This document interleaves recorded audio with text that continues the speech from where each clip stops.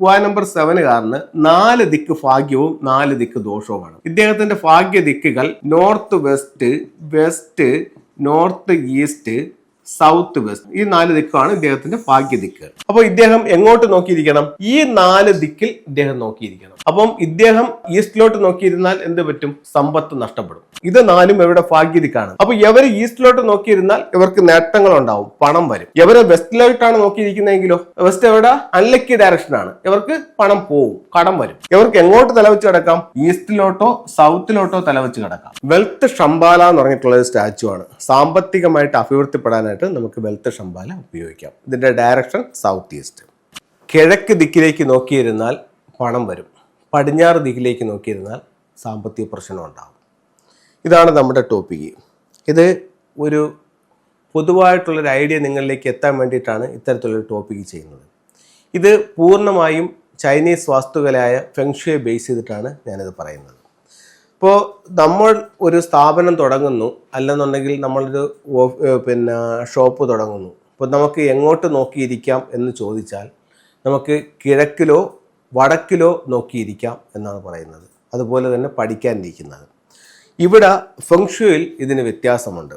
അത് ഒരാൾക്ക് ചോദിച്ചാൽ ഇപ്പം നിങ്ങളൊരു ഫെങ്ഷു കൺസൾട്ടൻ്റ് അടുത്താണ് ഈ ചോദ്യം ചോദിക്കുന്നത്. സാറേ, ഞാൻ ഒരു സ്ഥാപനം തുടങ്ങുന്നു, അല്ലെങ്കിൽ ഞാനിത് ഒരു വീട്ടിൽ നോക്കിയിരിക്കുന്നു, പഠിക്കാനായിട്ടിരിക്കുന്നു, എങ്ങോട്ട് നോക്കിയിരിക്കണം? അല്ലെങ്കിൽ ഞാനിവിടെ ഒരു ട്രേഡിങ് ചെയ്യുന്നു, ഞാൻ എങ്ങോട്ട് നോക്കിയിരിക്കണം എന്ന് ചോദിച്ചാൽ, ഫെങ്ഷു പ്രകാരം എങ്ങോട്ട് നോക്കിയിരിക്കണം എന്ന് ചോദിച്ചു കഴിഞ്ഞാൽ അടുത്ത അയാൾ ഒരു മറുചോദ്യം നിങ്ങളോട് ചോദിക്കും, നിങ്ങളുടെ ഡേറ്റ് ഓഫ് ബർത്ത് എത്രയാണ്? നമ്മൾ ഇവിടെ 2 ഡേറ്റ് ഓഫ് ബർത്തുകൾ എഴുതിയിട്ടുണ്ട്. ഇത് ഒരു ജെൻസിൻ്റെയാണ്, ഇത് ഒരു ലേഡിയുടെയാണ്. അപ്പോൾ ഇദ്ദേഹത്തിൻ്റെ ഡേറ്റ് ഓഫ് ബർത്ത് 4/10/1984 ഇദ്ദേഹത്തിന്റെ ക്വാ നമ്പർ എടുക്കും. നേരത്തെ ഇത് പ്രോഗ്രാം ചെയ്താണെന്നാലും ഞാൻ പെട്ടെന്ന് പറയാം. അവസാനത്തെ 2 ഡിജിറ്റ് നിങ്ങളെ കൂട്ടുന്നു. 8, 4, 10, 12. 12നെ നമ്മൾ വീണ്ടും കൂട്ടുന്നു. 1 + 2 3. അപ്പോൾ 3 കിട്ടി. 10 എന്ന് പറയുന്ന ഒരു കോമൺ നമ്പറിൽ നിന്ന് 3 മൈനസ് ചെയ്യുന്നു, 7 കിട്ടി. ഇദ്ദേഹത്തിന്റെ ക്വാ നമ്പർ 7 ആണ്. അപ്പോൾ ഈ ഒരു വ്യക്തിക്ക് ഒരു ട്രേഡിങ് ചെയ്യുന്നു, അല്ലെങ്കിൽ ഒരു ബിസിനസ് ചെയ്യുന്നു, അല്ലെങ്കിൽ ഇദ്ദേഹത്തിൻ്റെ ഒരു ഓഫീസിൽ ഇരിക്കുന്നു, എങ്ങോട്ട് നോക്കിയിരിക്കണോ എന്നുള്ളതാണ് നമ്മുടെ അടുത്ത് ചോദിച്ചിരിക്കുന്നത്. അപ്പോൾ ഇദ്ദേഹത്തിൻ്റെ ക്വാ നമ്പർ നമുക്ക് എത്രയാണ്? 7 ആണ്. അപ്പോൾ ഇതൊരു ഓർഡറിലല്ല ഞാൻ പറയുന്നത്, നിങ്ങൾക്ക് മനസ്സിലാവാൻ വേണ്ടിയാണ്. ഈ ക്വാ നമ്പർ 7 കാരന് 4 ദിക്ക് ഭാഗ്യവും 4 ദിക്ക് ദോഷവുമാണ്. ഇദ്ദേഹത്തിൻ്റെ ഭാഗ്യ ദിക്കുകൾ north west, west, north east, south west. ഇതൊരു ഓർഡറിലല്ല, ഈ 4 ദിക്കാണ് ഇദ്ദേഹത്തിന്റെ ഭാഗ്യ ദിക്ക്. അപ്പോൾ ഇദ്ദേഹം എങ്ങോട്ട് നോക്കിയിരിക്കണം? ഈ 4 ദിക്കിൽ ഇദ്ദേഹം നോക്കിയിരിക്കണം. അപ്പോൾ ഒന്നുകിൽ വെസ്റ്റിലോട്ട് ഇരിക്കണം, അല്ലെങ്കിൽ ഒരു അല്പം ടിൽറ്റ് ചെയ്ത് നോർത്ത് വെസ്റ്റിലോട്ട് ഇരിക്കണം, അല്ലെങ്കിൽ നോർത്ത് ഈസ്റ്റിലോട്ട് നോക്കിയിരിക്കണം, അല്ലെങ്കിൽ സൗത്ത് വെസ്റ്റിലോട്ട് നോക്കിയിരിക്കണം. ഇത് 4ഉമാണ് ഇദ്ദേഹത്തിന്റെ ഭാഗ്യ ദിക്ക്. അപ്പം ഇദ്ദേഹം ഈസ്റ്റിലോട്ട് നോക്കിയിരുന്നാൽ എന്ത് പറ്റും? സമ്പത്ത് നഷ്ടപ്പെടും. ഈ ഇദ്ദേഹത്തിനെല്ലാം ദോഷങ്ങളായിരിക്കും വരുന്നത്. എന്തുകൊണ്ടാണ്? ഇദ്ദേഹത്തിന്റെ 4 ഭാഗ്യ ദിക്കുകളിൽ ഈസ്റ്റ് ഇല്ല. അപ്പോൾ ഇദ്ദേഹം ഇങ്ങോട്ട് നോക്കിയിരുന്നാൽ നഷ്ടം വരും. അതേസമയം നമ്മൾ ഈ സ്ത്രീയുടെ എടുത്തു. ഇവരുടെ ക്വാ നമ്പർ നമ്മൾ കണ്ടുപിടിക്കുകയാണ്. ഇവരുടെ ക്വാ നമ്പർ 80 ആണ്. 80 ആകുമ്പോഴത്തേക്ക് 8 + 0 8 തന്നെ വന്നു. ഇതിന്റെ കൂടെ ജെൻസിനാണെക്കുമ്പോൾ നമ്മൾ 10ൽ നിന്ന് മൈനസ് ചെയ്തു. ലേഡീസിനാണെങ്കിൽ ഇതിന്റെ കൂടെ ഒരു 5 പ്ലസ് ചെയ്യുന്നു. 8, 5, 13 വന്നു. 13 വരുമ്പോഴത്തേക്ക് 1 + 3 4 വന്നു. അപ്പോൾ ഈ സ്ത്രീയുടെ ക്വാ നമ്പർ എന്ന് പറയുന്നത് 4 ആണ്. 4 ക്വാ നമ്പർ ആയിട്ടുള്ളവരുടെ ഭാഗ്യ ദിക്കൾ എന്ന് പറയുന്നത് north, south, east, south east.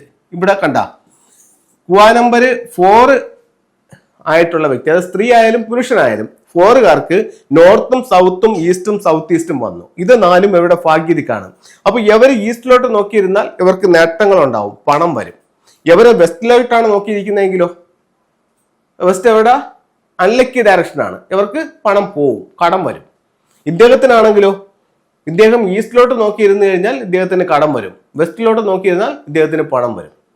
അപ്പോൾ ഇവിടെ നമ്മൾ മനസ്സിലാക്കേണ്ടത്, നമ്മുടെ വാസ്തുവിൽ ഈസ്റ്റിലോട്ടോ നോർത്തിലോട്ടോ നോക്കിയിരിക്കാൻ പറയുന്നു. ഫെങ്ഷുയിൽ അങ്ങനെയല്ല. ഓരോരുത്തരുടെ ഡേറ്റ് ഓഫ് ബർത്ത് അനുസരിച്ചിട്ട് അവരുടെ ഭാഗ്യ ദിക്കിലേക്ക് നോക്കിയിരിക്കാൻ പറയുന്നു. അപ്പോൾ അതാണ് ഈ നോക്കിയിരിക്കുന്നതിന്റെ പ്രത്യേകത.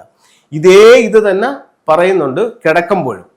അവരുടെ ഭാഗ്യ ദിക്കിലേക്ക് തലവെച്ച് കിടക്കാൻ പറയുന്നത് വളരെ വളരെ പ്രധാനപ്പെട്ട ഒരു തിയറിയാണ് ഫെങ്ഷുയിൽ. അപ്പോഴത്തേക്കും അവരുടെ ഭാഗ്യദിക്കിലേക്ക് നോക്കിയിരിക്കാൻ പറയുന്നു.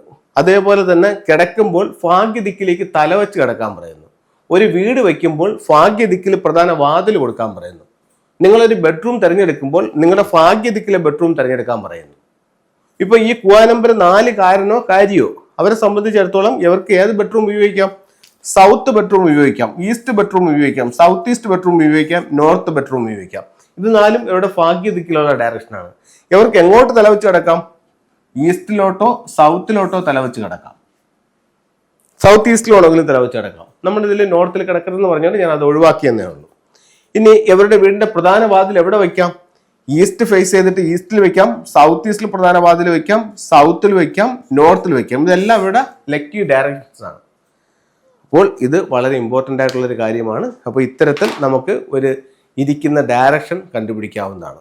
വെൽത്ത് ഷംബാല എന്ന് പറഞ്ഞിട്ടുള്ള ഒരു സ്റ്റാച്ചു ആണ്. സാമ്പത്തികമായിട്ട് അഭിവൃദ്ധിപ്പെടാനായിട്ട് നമുക്ക് വെൽത്ത് ഷംബാല ഉപയോഗിക്കാം. ഇതിന്റെ direction south east. Wealth ship സമ്പത്ത് വർദ്ധിപ്പിക്കാൻ വേണ്ടി സൗത്ത് ഈസ്റ്റിൽ വെക്കാം, അല്ലെങ്കിൽ മെയിൻ ഡോറിൽ നിന്നും വീട്ടിനുള്ളിലേക്ക് കടന്നു വരുന്ന രീതിയിൽ വെക്കാം. Chinese coin gold and copper ഇത് നമ്മുടെ പണപ്പെട്ടിയിൽ വെക്കാം.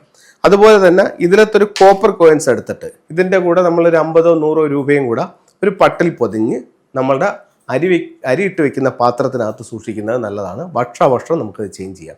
അത് കൃത്യമായിട്ട് പറയുകയാണെങ്കിൽ നമ്മുടെ അരിയിട്ട് വെക്കുന്ന പാത്രം ഒന്നുകിൽ അതൊരു തടി കൊണ്ടുണ്ടാക്കിയതാണ് ഏറ്റവും നല്ലതായിട്ട് പറയുന്നത്, അതല്ലെങ്കിൽ നമുക്ക് ഭരണി ഉപയോഗിക്കാം. അതിനെ തുടച്ച് വൃത്തിയാക്കിയതിന് ശേഷം ഈ കോയിൻസും നോട്ടും പട്ടിൽ പൊതിഞ്ഞ് നമുക്ക് അതിനകത്ത് സൂക്ഷിക്കാം.